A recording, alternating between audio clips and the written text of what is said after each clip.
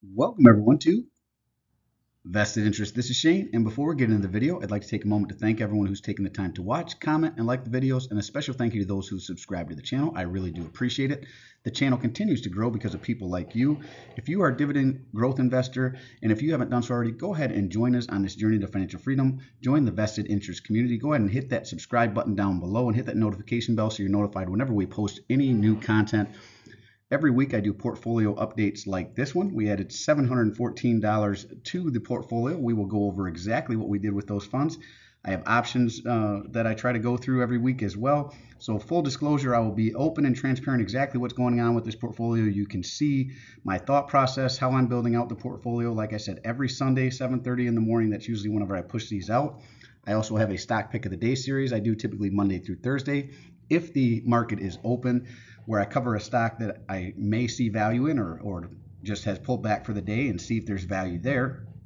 I also do videos on the dividends paid out for. So as we exit June and enter into July, probably next week, next Saturday, what I'm thinking is I will push out the next dividends paid for the week, which will cover the options premium that I've received for the month not the week as well. So those videos, and then I'll cover a topic from time to time that I'm interested in that I think that might bring value to you as investors. Like I said, if you're a dividend growth investor and you are into this kind of content, join us on this journey to financial freedom. Go ahead and hit the subscribe button down below. Help me build out a community of like-minded dividend growth investors so we can share our experiences, share stocks we're watching, stocks that are in our portfolio, stocks maybe that we've sold because they no longer meet our metrics, all that so that we can help each other along the way on the journey to financial freedom. That is what it's all about on this channel. So let's jump right in. Like I said, we did add $714 to the portfolio. Let's see what other activity was involved this week. So like we do every week, we're going to cover options. This is the first one, I believe, for the month, or at least in the last couple weeks, that has been pushed through. Williams-Sonoma, we did a cash secured put here. Strike price of $117 per share. So we sold open and we received $124.45 in premium for this. So we have $11,700 sitting on the sides. And if the strike price here, if it's below the 117, we will purchase and pick up those 100 shares. If it's above, we will just keep the $124.45 premium and try to put another one out there. So finally got one to go through, and like I said, $124.45 added. That's part of the cash that we added to the portfolio this week. So no dividends paid out this week. We have a few coming up next week as we exit June and enter July, so I'll cover those next week. So no dividends this week paid out by any companies. Now we jump into the first new capital added to the portfolio on June 22nd here. We added a new position, Nutrien. I know I've been talking about this one or did a video a couple weeks back on this one. And this was actually one of the companies that we looked at for the stocks to watch for June. So I do that video as well, if I didn't mention that in the opener there. Stocks to watch as we head into July. I'll also do another video on what stocks I'm looking to add to my portfolio or add to if there are already existing positions within my portfolio for the next month where I'm seeing value. So look for those videos as well. So we added 2 shares of Nutrien, ticker NTR. This is out of the materials sector. Picked up those shares for $59.47. Below the 15% threshold there of its 52-week low. So we decided to start that position. We added some more here, but we'll see that in the next slide. And then more Sibanye-Stillwater. This one just continues to pull back. And I really see a lot of value in this company right now. I know it may be crazy to some people to see me continue to add to this as it pulls back, but I'm going to continue to bring my cost basis down, and earnings are coming up. So hopefully we get some good news on the earnings side, and maybe this one pops a little. But we picked up those 20 shares of Sibanye-Stillwater. This is also out of the materials sector, ticker SBSW. This is a mining company. Picked up those shares at $6.48. $248.44 invested on the 22nd, and that added $12.64 in passive annual dividend income over the next year.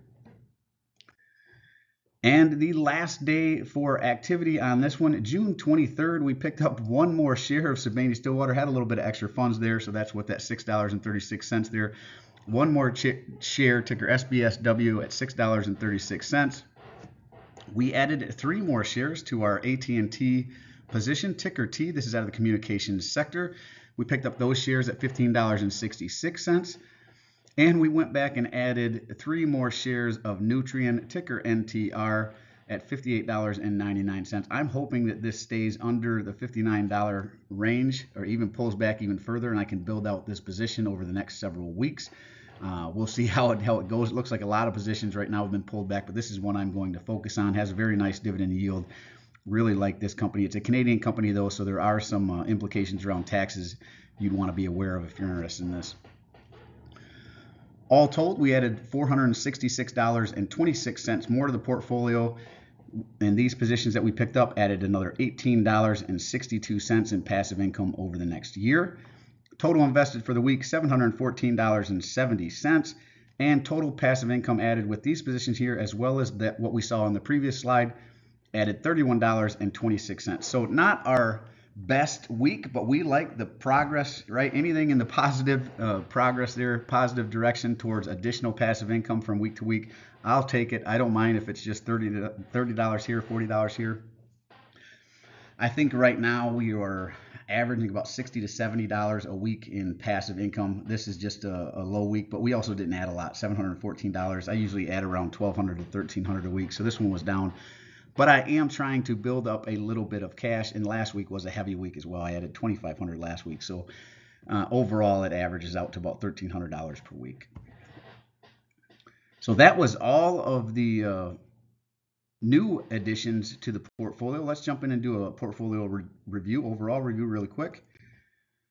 First, we will look at the sector weight breakdowns.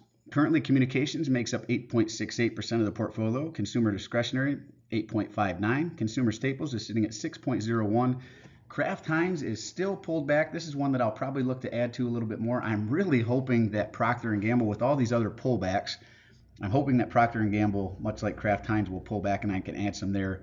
I probably will run maybe Kraft Heinz up to 200 shares if it stays pulled back over the next several weeks, maybe a month and a half even, and then might stop on that one and wait for Procter & Gamble, but we will see how it goes. Energy sector sitting at 7.19% of the portfolio. Financials makes up 11.4%. Healthcare sitting at 14.42%, and it's kind of a battle between healthcare and REITs of which one is the biggest position here in the portfolio, but currently REITs is topping it. So healthcare is sitting at the second place spot here. Industrials at 8.64. Technology makes up 9.18. Materials at 11.43. No utilities still. I know there's a couple out there. They're starting to look attractive. Next Era Energy is one that I've got my eye on. If it hits another 52-week low or drops back down into its 52-week low, I might look to add that one. But right now I'm going to focus on Nutrien as the newest position and try to build that one out before I add anything else. Again, unless Next Era Energy or a couple others really drop down. And still the largest piece of the pie here, REITs in real estate, 14.45%. No ETFs I consider the overall portfolio. My own personal ETF, though I do have my eyes on a couple ETFs, and I even thought about ETF out of the utility sector to just cover utilities, but I haven't pulled the trigger on that yet. Like I said, there's a couple companies individually that I like that I may add in there, but we'll see over time how that looks.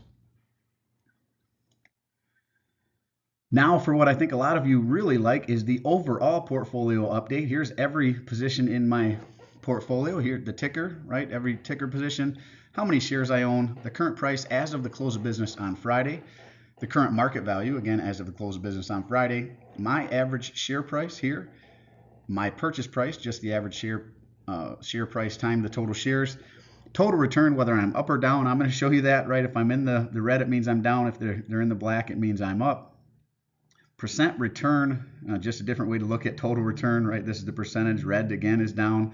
Black or light green, and then the more you're up, the darker green it gets, right? Best position right now is Owens Corning at 35.57%. Really wanted to build this one out a little bit more, but it really jumped up as I started building it out, so I only got to 44 shares.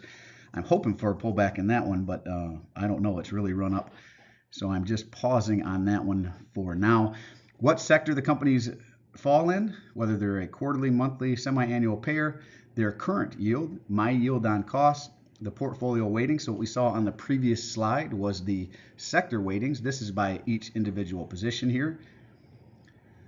Estimated annual income from each position, and the month they pay out, their year-over-year dividend growth. Most recently, and where they sit at, as compared to their 52-week low.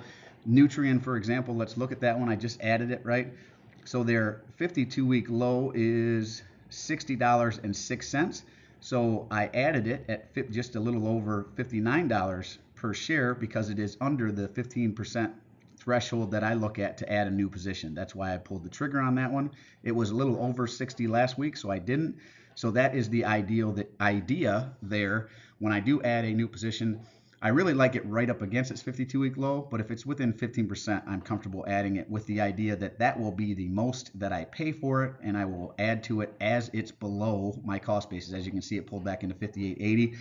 That's why I added, I just added 2 shares initially, and it continued to pull back from 59 to 58, so I added 7 more. And if it continues to pull back, I will continue to add to it, knowing that I am going to be within 15% of its 52-week low, right? So that's the idea behind that. Let's run through here.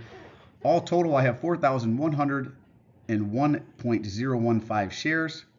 Market value is sitting at $142,777.64. This includes that cash secured put for Williams & Sonoma. So you notice here on Williams & Sonoma, I show 102 shares. Really, I own 2 shares. The 100 that I'm counting is that cash secured put, because if I'm assigned those shares, it will automatically jump this up. And I've been running that same cash secured put and covered call wheel on Williams & Sonoma for a month and a half now. That's why I'm showing this. And if this happens to run up, it did run way up, right? It was jumped up to 124. So my cost basis for those 2 shares was like $111, $112. But I am showing it at $117 because that is what the cash secured put is would pay out at. That's what I'd buy those shares if this was to hit the strike price. So I'm showing that. So this is not, I'll say, completely accurate because it does include that Williams & Sonoma put, but I don't know how else to show that. I guess I could show cash sitting on the side, but that's not really accurate either because, again, it'll automatically pick up those shares if I push. So I'm going to continue to show it like that if those 100 shares are in there, and I'm going to continue to run that wheel on Williams & Sonoma, and eventually I'll just let those shares sit. So that's why I'm showing that there. Hopefully that makes sense to everyone. Overall purchase price, I have $147,225.58 into the position or into the portfolio. Total return down $4,447.94. So that is the market. Last week we had finally gotten back into the green. Now we are back into the red again, down 3.02%. And as I stated last year, I know it may be crazy to hear, I do not mind the red here. This opens up a lot more positions for me to add to because they're in the red. So now I feel like they're a little better value. I can get higher yields on them. I can buy, my money goes a little further. I can buy more shares of each position here as they pull back. So I don't mind the red because I am focused on the annual dividend payout, not necessarily the total return of my portfolio. I don't plan on selling these shares unless the company no longer meets my criteria. That is the only time I really sell out of a position. If the company starts to go through bad times, free cash flow gets wonky, they have some issues with the company overall, then I'll reassess and maybe sell out of a company if it no longer meets my criteria. But overall, I plan on holding these positions as long as they remain good companies with positive free cash flow that more than covers the dividend and with growing dividends over time. So this is the current yield, 5.008%, back over 5%. My yield on cost is under 5%, 4.856. And this, in my opinion, is really what it's all about, whether the market's up, whether the market's down, whether the market is floating sideways. The passive income provided by the positions within the portfolio over here, $7,149.96, and the snowball continues to grow week after week as I add new capital and buy new positions, as the positions in the portfolio pay out and pick up more shares of the positions as they pay out, and as those shares pay out more. So the snowball continues to roll on. Again, $7,149.96 in passive income. Very nice to see the week over week growth here.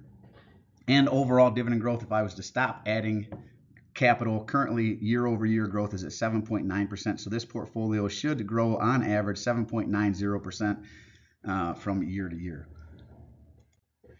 Well, that is really it. Let me know in the comment section down below how your portfolio is doing. Again, a lot of pullbacks this week. It was nice to see some run ups the week before, but again, I don't mind seeing the red. What do you think about the red in your portfolio, or are you seeing red? Maybe you're seeing green. Maybe you have a lot more tech companies.